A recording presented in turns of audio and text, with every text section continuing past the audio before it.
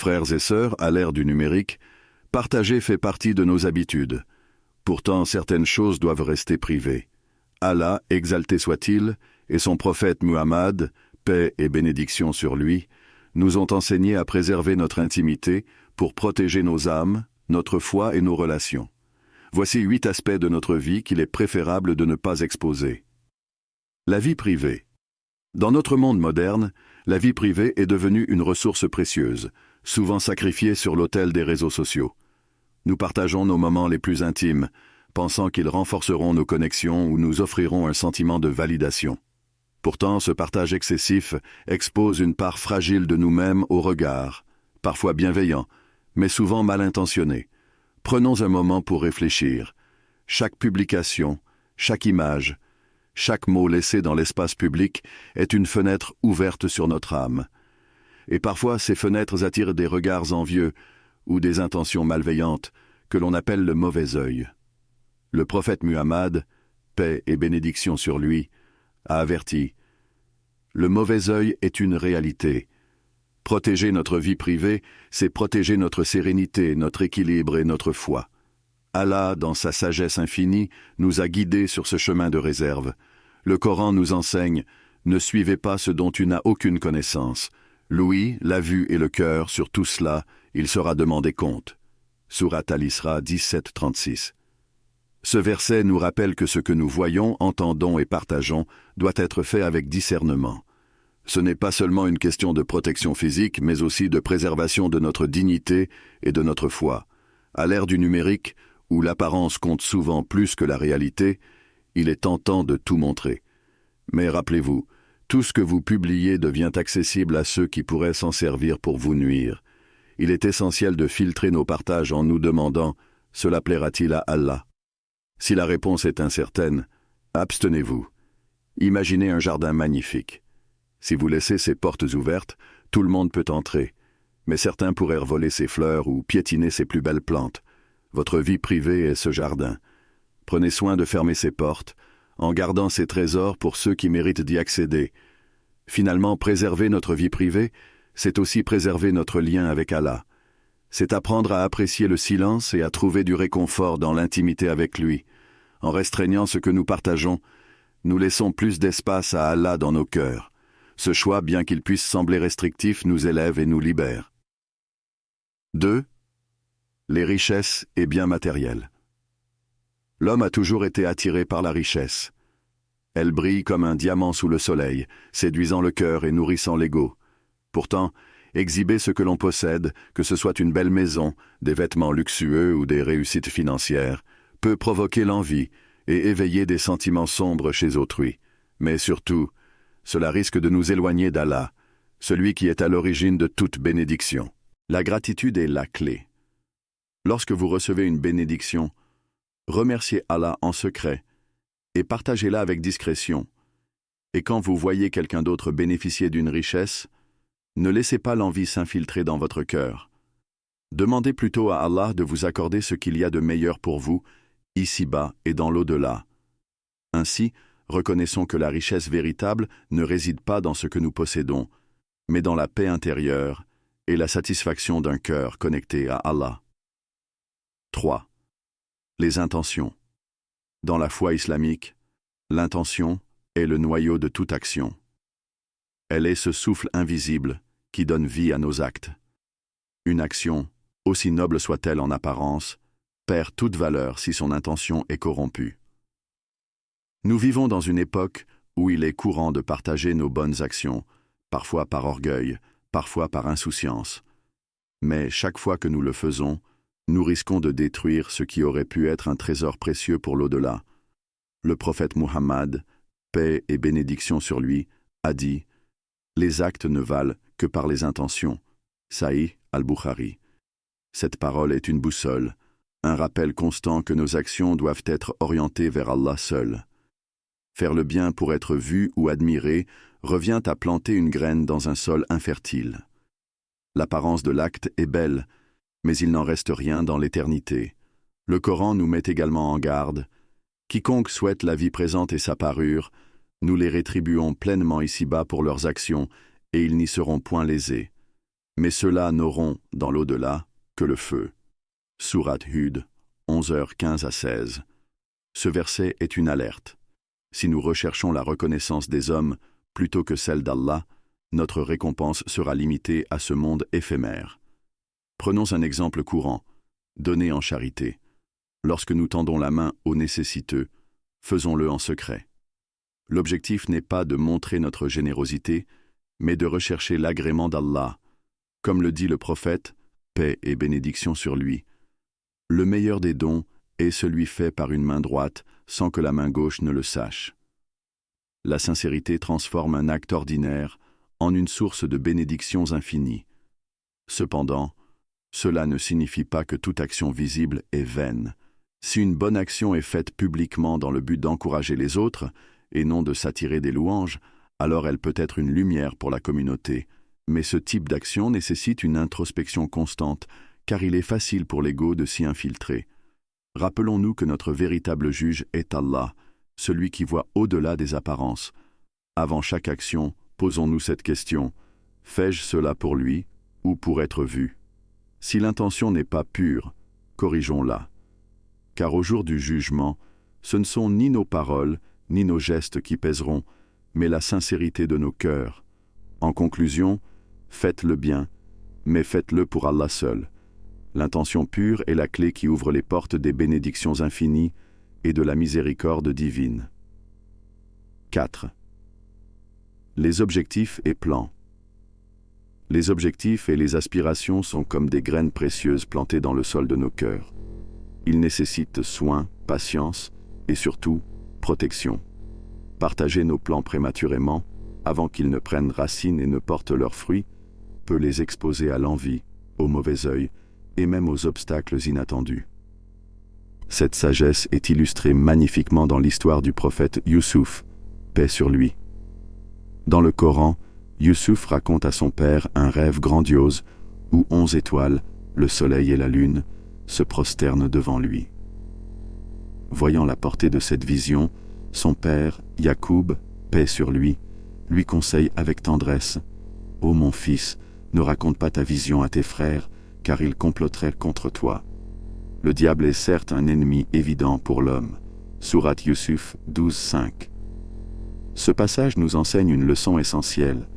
Même ceux qui nous entourent, animés par l'envie ou l'incompréhension, peuvent devenir des instruments du mal. Dans notre vie quotidienne, nous sommes souvent tentés de partager nos projets avec enthousiasme, que ce soit une promotion, un voyage ou un nouveau départ. Mais chaque fois que nous le faisons, nous ouvrons une porte à des jugements, des critiques ou des énergies négatives. Garder le silence sur nos aspirations n'est pas un signe de méfiance, mais une preuve de sagesse et de confiance en Allah. Le prophète Muhammad, paix et bénédiction sur lui, a dit: « Cherchez de l'aide pour vos projets en les gardant secrets, car toute personne qui a une bénédiction est jalousée. » Ce hadith souligne que la discrétion est une forme de protection. Imaginez un oiseau qui bâtit son nid. Il le fait dans un endroit discret, à l'abri des regards et des prédateurs. Ce n'est qu'une fois le nid construit et les œufs éclos qu'il expose sa réussite. De même, nous devons travailler dans le silence, nous confiant à Allah, jusqu'à ce que nos projets soient solidement établis. Il est important de se rappeler que le succès ne dépend pas de nos efforts seuls, mais de la volonté d'Allah. Avant de faire un pas, invoquez-le. Dites « Allahumma inni asta'inu bika » « Ô Allah, je cherche ton aide. » Placez votre confiance en lui, car il est le seul capable de transformer nos intentions en réalité. Ainsi, apprenez à cultiver vos objectifs dans l'intimité et à révéler vos réussites avec humilité. En agissant ainsi, non seulement vous protégez vos aspirations, mais vous renforcez également votre lien avec celui qui détient les clés de la réussite. 5. La spiritualité intérieure. La spiritualité est un voyage intime, une lumière qui éclaire nos cœurs et nous rapproche de notre Créateur. Elle n'est pas destinée à être exposée, comparée ou jugée, mais à être vécue dans la discrétion et la sincérité. Nos réflexions spirituelles sont des trésors que nous cultivons dans le secret, car elles constituent un lien sacré entre nous et Allah, celui qui connaît les intentions les plus profondes de nos âmes. Allah dit dans le Coran qu'ils adorent donc le Seigneur de cette maison, la Kaaba, qui les a nourris contre la faim et rassurés de la crainte. Sourate Quraysh 106, 3-4. Ce passage nous rappelle que la sérénité et la foi sont des bénédictions qui viennent d'Allah. Notre lien spirituel avec lui est une source de réconfort et de guidance, une relation qui ne dépend d'aucune validation extérieure. Dans notre monde moderne, les pratiques spirituelles sont parfois exposées comme des trophées, des photos de prière, des vidéos d'aumône ou des témoignages publics de foi. Bien que ces actions puissent inspirer, elles risquent de perdre leur essence si elles sont motivées par la recherche de l'approbation humaine. Le prophète Muhammad, paix et bénédiction sur lui, a averti « Celui qui fait ces actions pour être vu des hommes, Allah les rejettera. » Imaginez une flamme dans une lanterne. Si vous l'exposez aux vents extérieurs, elle vacille, menace de s'éteindre. Mais si vous la protégez dans le silence et l'intimité, elle brille avec force, éclairant tout ce qui l'entoure. Votre spiritualité est cette flamme. Elle a besoin de calme, de réflexion et d'une connexion constante avec Allah pour croître. Les jugements d'autrui peuvent également perturber ce voyage intime. Partager nos doutes, nos progrès ou nos luttes spirituelles expose notre âme aux interprétations erronées et aux critiques inutiles. Allah nous a donné un espace sûr pour exprimer nos préoccupations, la prière. Lorsque nous nous prosternons, nous déposons nos pensées et nos sentiments devant celui qui comprend tout, sans jugement ni malentendu. Enfin, développez votre foi dans la discrétion, non pas par peur des autres, mais par amour pour Allah. La spiritualité ne se mesure pas par des gestes visibles, mais par la paix intérieure qu'elle apporte. Dans ce silence sacré, vous trouverez une véritable élévation, une foi qui résiste à toutes les épreuves. Protégez votre lien spirituel comme un secret précieux, car Allah est celui qui voit et récompense ce qui est caché. 6. Les faiblesses. Chaque être humain porte en lui des fragilités, des zones d'ombre où résident ses luttes et ses imperfections. Ces faiblesses, bien qu'elles fassent partie de notre humanité, peuvent devenir des points de vulnérabilité lorsqu'elles sont exposées sans discernement.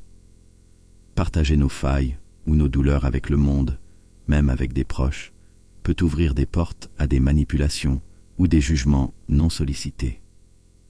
Allah nous enseigne dans le Coran et place ta confiance en Allah. Allah te suffit comme protecteur. Sourate An-Nisa 4:81. Ce verset nous rappelle que dans nos moments de faiblesse, le meilleur refuge n'est pas les hommes, mais Allah. Lui seul connaît les tréfonds de nos âmes, nos luttes secrètes et nos besoins réels. La société actuelle nous pousse parfois à chercher validation et réconfort auprès des autres. Mais cette quête peut être risquée.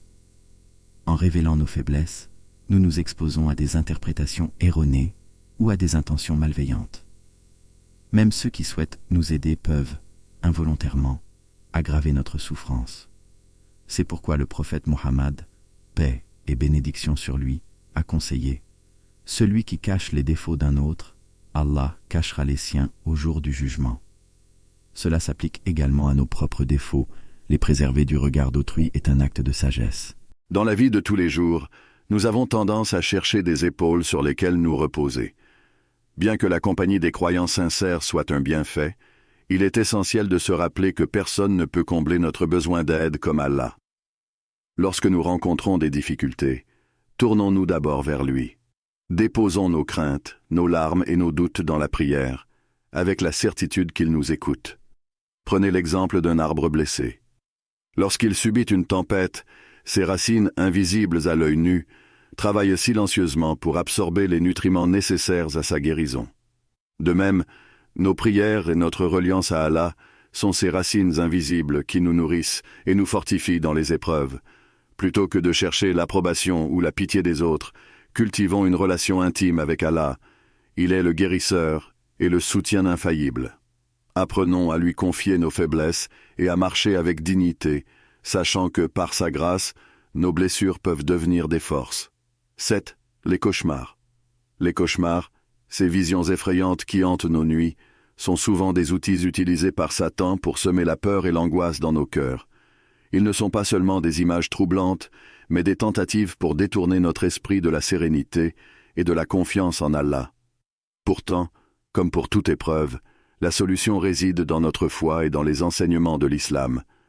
Le prophète Muhammad, paix et bénédiction sur lui, a expliqué clairement « Si l'un d'entre vous voit un rêve qui le rend heureux, c'est d'Allah. Mais s'il voit quelque chose qu'il déteste, cela vient de Satan. Qu'il souffle 3 fois à gauche et cherche refuge auprès d'Allah contre Satan et le mal, puis qu'il ne le raconte à personne. » Ces paroles illuminent un chemin simple. Un cauchemar ne doit pas être partagé, mais plutôt traité avec des actions spirituelles. Le Coran renforce cette notion en nous offrant un refuge puissant. Et si jamais le diable t'incite à mal agir, cherche refuge auprès d'Allah, car il est l'audient, l'omniscient. Sourate Fussilat, 41-36. Cette invocation nous rappelle qu'Allah est toujours proche, prêt à nous protéger et à nous guider dans nos moments de vulnérabilité. Mais pourquoi ne pas raconter nos cauchemars? En les partageant, nous leur accordons une importance qu'ils ne méritent pas, et nous risquons d'en amplifier les effets négatifs sur nous-mêmes et sur les autres. De plus, Satan se réjouit lorsque ses stratagèmes réussissent à nous troubler. L'ignorer et lui retirer ce pouvoir, c'est déjà une victoire spirituelle. La nuit est un moment sacré, un temps où nous pouvons nous reconnecter à Allah par des prières et des invocations. Avant de dormir, protégeons-nous avec des sourates comme Al-Falaq et An-Nas, récités avec ferveur, et rappelons-nous les mots du prophète. Celui qui récite Ayat al-Kursi avant de dormir sera protégé par Allah contre tout mal jusqu'au matin. Ainsi, si un cauchemar survient malgré ses protections, sachez qu'il n'a aucun pouvoir réel sur vous. Tournez-vous vers Allah, soufflez légèrement à gauche 3 fois, récitez A'udhu billahi minash shaitanir rajim. Je cherche refuge auprès d'Allah contre Satan le maudit, et reposez-vous en paix. Les cauchemars ne sont que des ombres éphémères. La lumière de votre foi et la protection divine les dissipent, vous rappelant qu'aucun mal ne peut atteindre un cœur qui repose sa confiance en Allah. 8. Les péchés passés. Chaque être humain est faillible. Nous commettons des erreurs, parfois par ignorance, parfois par faiblesse. Mais l'une des plus grandes bénédictions qu'Allah nous a offertes est sa miséricorde infinie. Peu importe la gravité de nos péchés, si nous nous tournons vers lui avec sincérité, il nous pardonne. Pourtant, il existe un principe fondamental dans notre foi, ne jamais exposer nos péchés passés. Le prophète Muhammad, paix et bénédiction sur lui, a dit « Toute ma communauté est préservée, sauf ceux qui divulguent leurs péchés. » Sahih al-Bukhari et Muslim. En révélant nos fautes, nous risquons d'annuler la miséricorde qu'Allah a placée sur nous en les dissimulant. En effet, Allah est celui qui voile nos imperfections, et les exposer revient à rejeter ce voile protecteur. Le Coran nous rappelle avec douceur, dit « Ô mes serviteurs qui avez commis des excès à votre propre détriment, ne désespérez pas de la miséricorde d'Allah, car Allah pardonne tous les péchés.